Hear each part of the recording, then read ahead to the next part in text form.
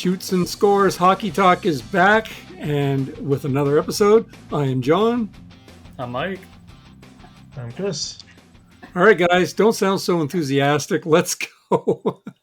First item up for tonight's discussion is Sidney Crosby and how he broke Wayne Gretzky's record for most seasons, averaging at least a point a game. Now, Gretzky did it in 19 seasons, and Crosby has now managed to do it for 20 seasons now. Crosby has 81 points. The Pens have 7 games left, but Crosby missed 2 games sometime of the year. So he can only play 80 games. So he indeed did break Gretzky's record. And I don't see it anywhere in the news. I had to scour some pages before I could find any mention of it to make sure it was actually true. But where do you guys rank Crosby all time in the NHL? I know. Tough question. Do you rank him in top 20, top 10, top 5? What do you think? What do you think, Mike? I would say he's probably top 10, maybe top 5, but I think he's definitely top 10 with all the accomplishments that he's achieved over his career, in the NHL, with international hockey. So, he's been consistent year after year after year. I don't think there's been a player really that's been more consistent, and he's rarely hurt. So, I'll give him that. Not a fan of the Penguins by any stretch. However, definitely I'd say he's top 10 for sure. What about you, Chris? What do you think? Top 20, top 5, top 10? Where do you put him? These questions are very difficult because of players in different eras, right? And in all sports, this is the biggest talking point about who's the best. I would say during Crosby's years, he was the guy for sure, right? He was a top player during his era. Um, I think he's probably around the edge as being a top 5 player of all time for all the accomplishments he's had, for sure. There's only a few guys you can for sure, most people are probably listed ahead of him, but yeah, I think he's definitely in that 5 to 8 range as top players of all time in hockey. Yeah, I would agree. I mean, he's done it all, right? Hasn't he won everything? He's won it all. He's been clutch in all points of every game. You can count on him offensively, defensively, the leadership ability that he's got. So, like Chris said, I mean, it's borderline. He could be top 5, and comparing with the different eras, it's tough. I mean, everybody's going to say, Gretzky and Orr, and those guys generally get mentioned as the top 2, but and like I said, he could crack the top 5, but he's definitely top 10. So, would you like to have him on the Flyers, Mike? You said you don't like Pittsburgh. Would you like to have him on the Flyers? Never play for the Flyers. The Flyers could offer him the most money imaginable. He would never play in Philadelphia. Okay, well, you're probably right. I'm right. Well, let's go on to our second topic then. The New Jersey Devils and the Minnesota Wild, they play tonight. And both teams are 5-4-1 in their last 10 games. It looks to me like the St. Louis Blues, they're going to pass Minnesota. That's what I think is going to happen. Minnesota, they just don't look like the same team they were earlier in the season. And New Jersey has enough problems of its own, and they're not doing a whole lot better. I believe both teams will still make the playoffs, but what I want to know from you guys is which team is sinking faster, the Wild or the Devils? Chris, what do you think? It's the Devils mostly because they're 2 big injuries. They're not returning this year. And in Minnesota, Kriprasov and Eriksson Ek, to my knowledge, is skating. They're on the road trip with them to the state of New York. They're not supposed to play, so I'm assuming they're looking at Sunday returning, and that's a huge boost, right? Because Kriprasov's their best player, and he's a star player in the league, and they'll push Minnesota back where they were earlier this season and be a real threat if they're playing. I'm assuming the Jets, likely in the first round. The Devils are still a good team, but they are missing their number 1 center and probably the number 1/number 2 defenseman, or some people like Luke Hughes in that spot. And New Jersey, they're still a pretty strong team, but Minnesota getting those two guys back, they're going to start floating. They're going to start rising. What do you think, Mike?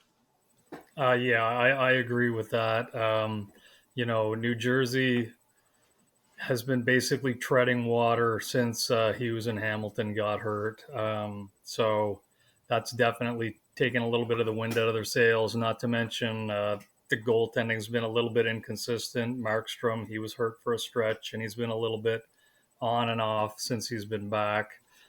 Minnesota, getting Kaprizov and Eriksson Ek back, gonna be huge for them. And I mean, the team still has their top guys aside from them in Boldy and Rossi playing well. So I think Minnesota is probably the team that'll be a little bit better, although their matchup that they're going to get in the playoffs isn't necessarily going to be any easier than it is for New Jersey. Right, right. Yeah, well, I just saw both teams. They seem to be struggling. Yes, they're going to get. Well, Minnesota is going to get their players back. New Jersey isn't. I mean, we'll see what happens. I just find the West so tough out there, man. Well, I mean, the East is not much better, but anyway, we'll see what happens. It'll be interesting this final stage here for the run for the playoffs. So let's go to our third topic, and that is John Tavares. I love talking about John Tavares. He's one of my favorite players, and how he's been red hot lately. In his last 5 games, he has 9 points. Tavares has 35 goals, 69 points in 67 games, so better than a point a game. Chris, you were talking about him a little bit last week. He's 9 goals away from 500 for his career. As we all know, his contract expires at the end of this season because he signed a 7-year, $77 million contract. Should the Leafs re-sign Tavares? Is there any hope of them re-signing him? And if not, where do you think he's going to go, and what kind of money is he going to bring? What do you think, Mike? I think the Leafs should re-sign him. He's fit in well with Berube's system. I know he didn't seem to fit in that great with Sheldon Keefe's, whereas he was he did not. The third-line center there at times. So Berube trusts him. Berube's a guy that will trust his veteran guys a little bit more. So, which is showing. He's having a good bounce back year after having a down year last year. So I think he should stay in Toronto. I think he wants to stay in Toronto, but will Toronto have the cap to do it? We all know Mitch Marner's going to get paid this year. So right, yep. Whether it's in Toronto or somewhere else, I know that the Leafs would probably like to be bringing him back because he's having a great season as well. As far as Tavares' money goes, I think it all depends on the length of the contract he's looking for. The longer the contract, perhaps the lower the overall cost per year it is on him. But I think if he signs short term, he's probably looking at between 7 and 9 million, I would say, in that range. So it'll be interesting if he takes a bit of a hometown discount to stay in Toronto. And I mean, if he doesn't stay in Toronto, there's teams that are looking for number one centers. So the Flyers, but I mean, I think he's maybe a little bit older than what the Flyers are necessarily looking for. I would say the stage that they're at, but perhaps Montreal, maybe he's a fit there. So, we'll have to see. But if I was going to say today, I'd say he probably stays with Toronto, but it's up to them making the cap numbers work, I guess. Okay, Chris, what do you think? Yeah, I think the first stone for Toronto is Marner, and I think Marner's decision will definitely impact Tavares. I cannot see them both leaving the Maple Leafs. So if Marner goes, I think Tavares will be staying. I also agree that 7 to 9 million, I think, is how much he's going to get. And if he made it to the open market, he would get that. Term is going to be the problem, right? These guys, when they get into those late mid 30s, they want security. They want 4 or 5 years. Most of these teams are going to be offering 2 or 3, right? So exactly. Yeah, the 2 or team is 3. probably going to. What team's going to bite the bullet and give them 4 years and 9 million? That's likely what's going to happen. I am assuming he's looking for a contender. He might even go down to Florida, right? If Sam Bennett leaves, I could see him sliding down to Florida too, right? And they'll have the cap space for that. So there's options there, but if Marner stays, I don't know about Tavares' future, but I think if he's gone, then I think there's a strong chance Toronto will give him what he wants to stay. Okay, fair enough. Tavares is someone I've liked since he played with the Islanders, so it's good to see him having a bit of a comeback year at the end of his contract. What a shocker, right? Big shocker. Yeah. Contract years and career years. But I do agree with Mike that the coach, I think, might have had something to do with it before. But anyway, we'll go on to topic number 4 here. Now, topic number 4 is you two guys. I want you two to tell me and our listeners what matchups or players you are keeping an eye on for this final push for the playoffs. Now, Chris, let's start with you, and you can talk about the Eastern Conference because, of course, your Hurricanes are in the East and they're in the playoffs. Otherwise, Mike, I probably would have given you the East, but you're going to have to So, deal with the West. So, what do you mean Chris, the Flyers aren't going to make the playoffs? well, I You're a mean, hey, killer. they've won 3 Three in in a a row. row. Maybe they'll They're win gonna out win and out make the it. rest of the year. They're going to win out and get that last spot. There you go. Mm, Positive thinking. Good job, Chris. Who are you yeah. keeping an eye on? What interests you with this final? What is it? 7 to 10 games. I think there's 2 teams left in the league that have 10 games left. Everybody else, I believe, is 7, 8, or 9. Mhm. Yeah, there's three items. Two of them really interest me. One does not interest me at all, but I'll mention anyways. Whoever gets the last spot uh, in the East, Montreal, Columbus, Rangers, it doesn't matter. They're all under 500 teams. They win a few, they lose a few. Right now, they're all, I think, below 500 in the last 10. They're all struggling to get that last spot. So whoever gets in, yeah, it doesn't really matter. I think the top two things, discussion points out of the East, the first one is probably in the Atlantic. Paul Maurice, I think, came out and kind of said that winning, getting the first spot isn't a priority for them. It could be a lot of hot air. It could just be arrogance on his side, trying to say it doesn't matter who we play. We're the Stanley Cup champions. Right. It Yeah. has to come through us anyways. But I think the difference between playing Tampa or Toronto versus Ottawa, I'm sorry, you want to face Ottawa. Um, Everything considered even, right? I would So agree. that's going to be interesting to see who gets that first spot, and then which two teams have to face each other, and one of them going to be out after the first round, right? A very good, strong team. The second thing for me, and I've mentioned it before, that the Washington Capitals and how well they're doing. They've only played Carolina once, and I knew it was early in the season, and I did do some research, and I saw they played on November 2nd.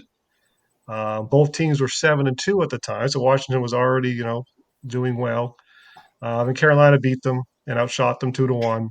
And this week and next week they play twice, right? So this I think is going to be where are we at in the Metro, right? Doesn't matter that Washington's winning the division; they're going to have the most points, but are they the better team, right? And I think these two, and even Washington, I'm sure looking at these games and saying, yeah, we want to see how we do against Carolina because they've been the top team in the Metro for 6 years, right? They've been one of the best there. I'm sure Washington wants to see how well they do against them as a potential, second round matchup. Um, I think those are the big talking points in the East right now as we go down the stretch here. Mike, what do you think about the West?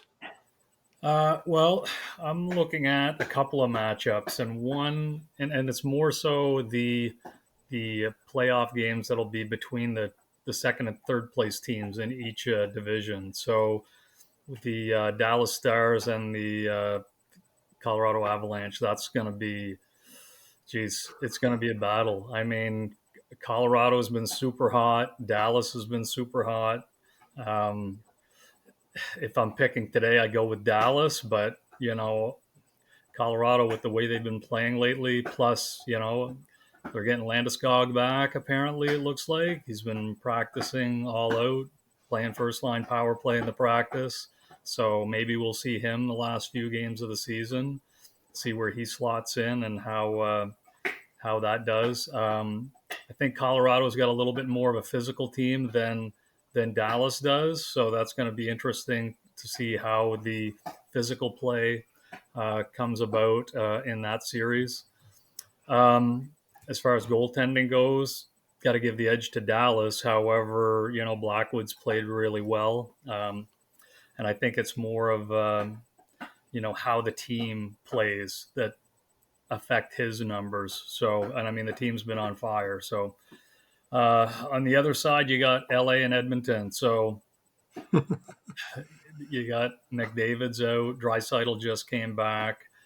So Skinner's out. It's kind of going to be, go. If you asked me this 2 weeks ago, I'd say Edmonton's going to probably roll over them. However, now, depending on what kind of shape McDavid's going to be in when he comes back, as well as is Skinner going to be in top form, might be a longer battle than what I had originally thought it might be. So, and plus, as we talked about last week, the Kings have been on fire at home. I do believe they lost the home game after we talked about it, though. They So did. The Leafs beat them. it was Toronto. Okay, yeah. So, that's another interesting matchup that I'm looking forward to.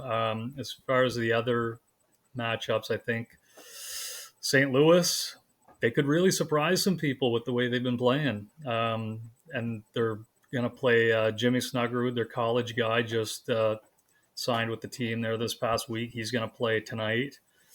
Be interesting to see where they slot him. I believe he's going to start on the third line, which is still a scoring line in St. Louis. So, I mean,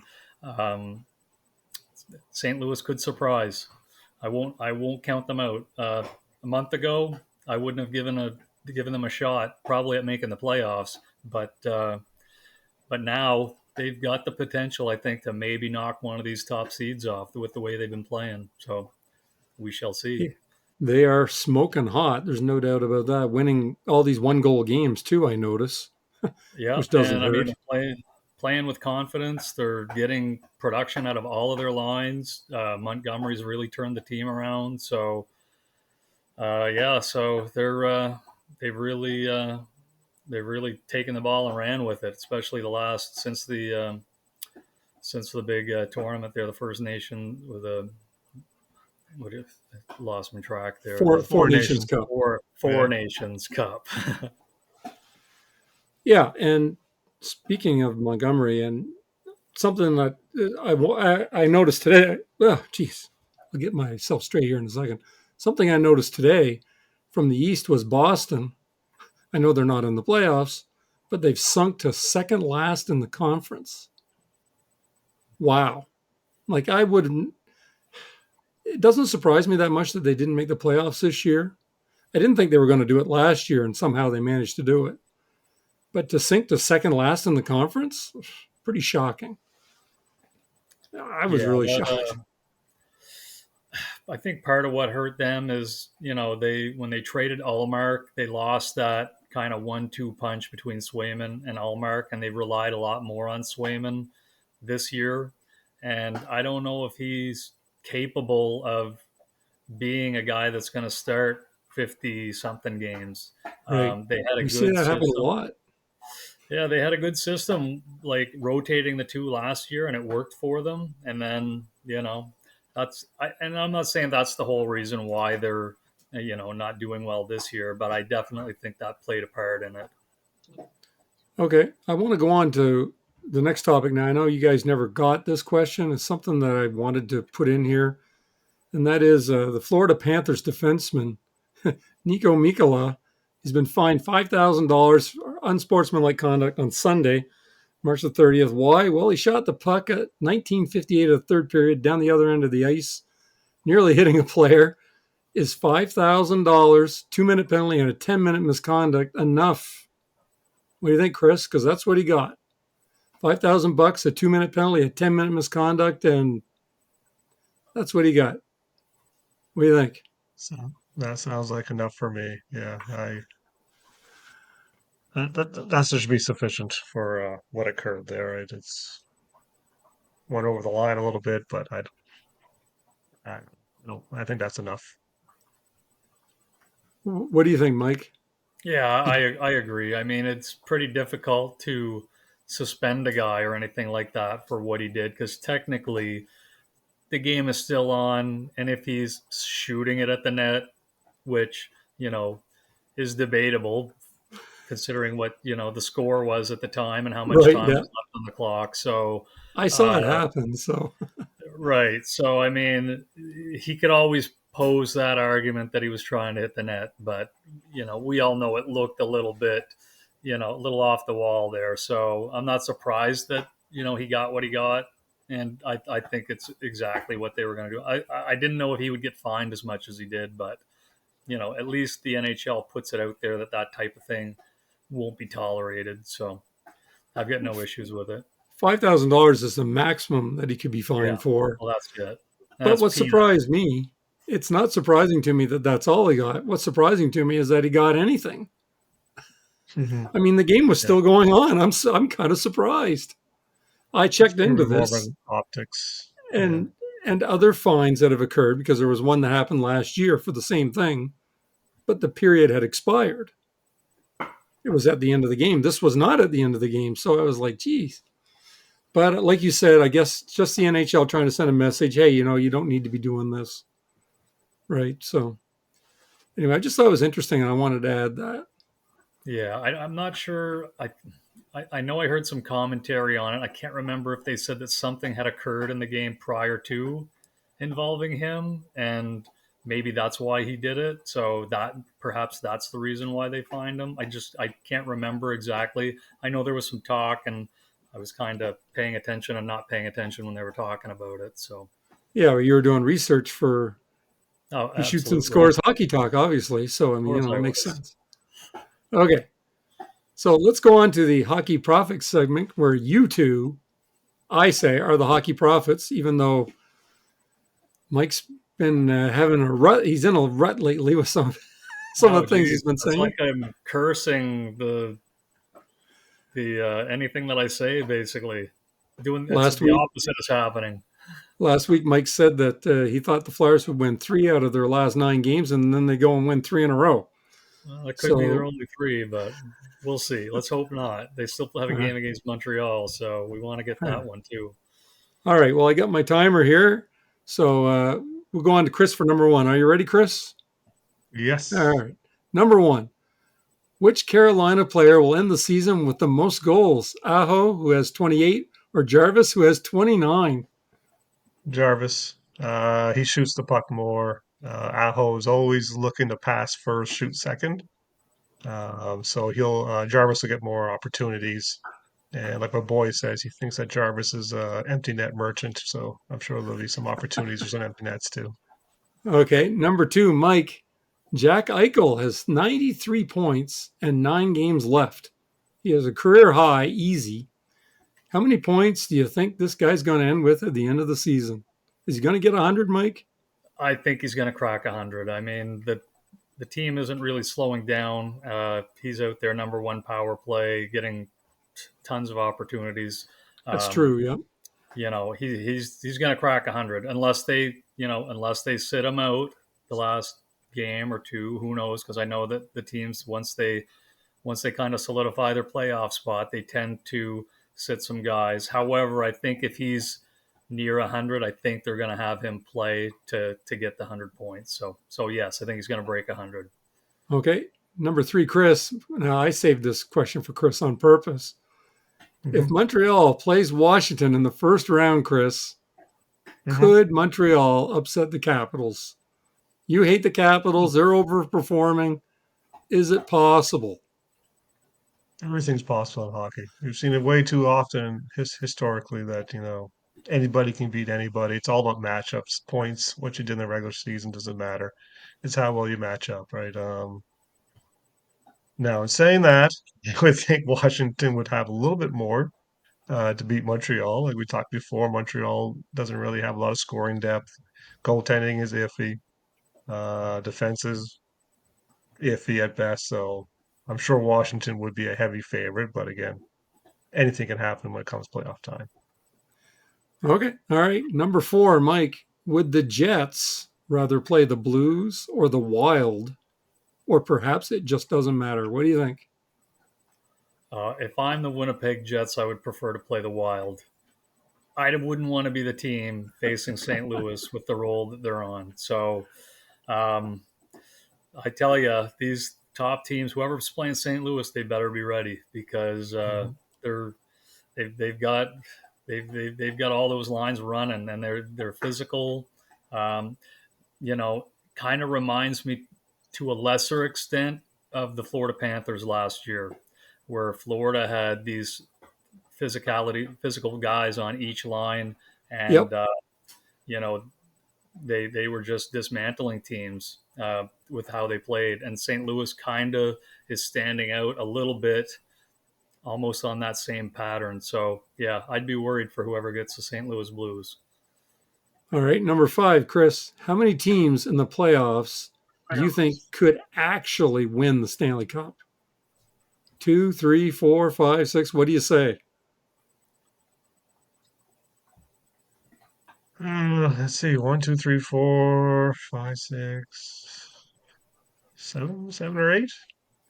I'd say probably 7 or 8 teams are legit Stanley Cup contenders. Um, yeah, that'd be the right number. That's what I would say, about 6 or 7. Yeah. So I agree. Yeah. All right. And finally, and I'm sure you guys will both be glad when this is over with, Mike Michkov has been on a tear recently. In his last 5 games, he has 9 points. Very impressive. Michkov has 24 goals total. Could they squeeze 30 goals out of him this year? Well, Philadelphia is one of the teams that have the least amount of games left. So um, I don't know if he'll get 30. I hope he does. I mean, if he had a scored in the open net there a couple games ago, Yeah, it he would missed have that helped. shot. He hit the post, and there was no goalie. The defenseman was trying to get over there, and I don't know how he didn't put that in, but yeah, he's been on fire since Torts has been gone, and I'm not overly surprised because I think that Tortorella kind of had him reined in, whereas I think Shaw is giving them a little more rope. Obviously, with the amount of goals they've been scoring lately, clearly. Putting him on the line with Konechny, that should have been done so long ago. But Torts was adamant about not having those two play together because he wanted them both playing the same wing, which Shaw's been a little bit more flexible when it comes to that, and it's paid Right. off. I mean, it's not like they've got a great centerman. I mean, they got Ryan Paling playing center for them, and he's no all star by any stretch. So I really think they should have done this a long time ago, but Torts has his way, and he's not really overly flexible when it comes to change like that. So yeah, but I think Mitchkov's going to finish strong. 30 goals might be tough. Okay. All right. And I just wanted to say, because I checked into this, because I was like, it's interesting. Mishkov, he starts getting all these points after Tortorella leaves. And I looked into it, and no, he actually started getting points 3 games before Tortorella left. So his last 7 games, he's been piling them in. So I was surprised to see that. But so he was getting quite a few points even with Tortorella there. He wasn't scoring as many goals, but he was getting lots of points. So I don't Yeah, know well, if he's been a little streaky this year. I mean, he's had some really long scoring droughts, and then once he gets hot, like you said, he'll go out and get like 9 points in 5 games. So, yep, but he's been a little bit inconsistent. Part of which I think was how he was being used. Part of it is, he's a young guy. You're gonna have those, you know, those stretches where you're not just nothing seems to be happening for you. But now that I think that if I was going to guess, I'd say he's probably happy with the coaching change because now he can probably play more the style of game that he's accustomed to, and I think they're going to let him. right, okay, all right. Anything else you guys wanted to add to tonight's episode, Chris, Mike? Well, Brad Marchand's back. I don't know if you guys, I'm Sean, yeah. sure you've seen it. He got an Yep. assist on the overtime goal in his first game back, and then they threw all the rats out on the ice. And I don't know if you Yeah. noticed, but he picked one up as he was leaving. So, but yeah, he'll be a good fit. I know Florida hasn't played many games since he actually came back. I think they only had 2 games last week. So this week they've got 4. So we'll see a little bit more on what type of line placements they're going to have um, from now to the end of the year until they get to Chuck back in the playoffs. Chris, anything else you wanted to add? No, just excited for Washington, Carolina. See You who don't the want to big add dog that is. So, it looks like so Nikishin's coming over pretty much for sure. and Nikishkin, yeah, I think he's going to get released soon as their season is done. But they won Oh, because Nikishkin was out Did they win last night? injured, and Nikishkin Yeah, came back, scored a power play goal, and they won. So, but they're not favored to win that. So they've hopefully got a really good soon. goalie though, a really good goalie over there. Nice Who do Flyers that? prospect. Flyers prospect. I Well, know, I know, they I need him. know. He's the next Another number one. The next number one. Oh man, we've heard another about franchise Chris. goalie. All we heard Another about Chris franchise for goalie. 30 years is franchise goalies from Philadelphia, and we've only seen one, and they got rid of him and sent him to Yep. Florida to win Stanley Cups. So there you go. They went to All right. Columbus. Well, Yeah, Russian Columbus first. goaltenders is Carolina's kryptonite. We only lose in the playoffs to Russian goaltenders. So, last time I checked, the Devils have a Swedish goalie, no problem. No Washington's problem. got Canadian goalies, no problem. So, Carolina's got a chance as long as we don't find a Russian goaltender. All right. Well, we're going to leave it there for tonight, folks. So like, share, and subscribe, and let us know in the comments section where we went wrong, because I know we went wrong tonight somewhere. All right. We'll see you next week. Later. Later. Bye.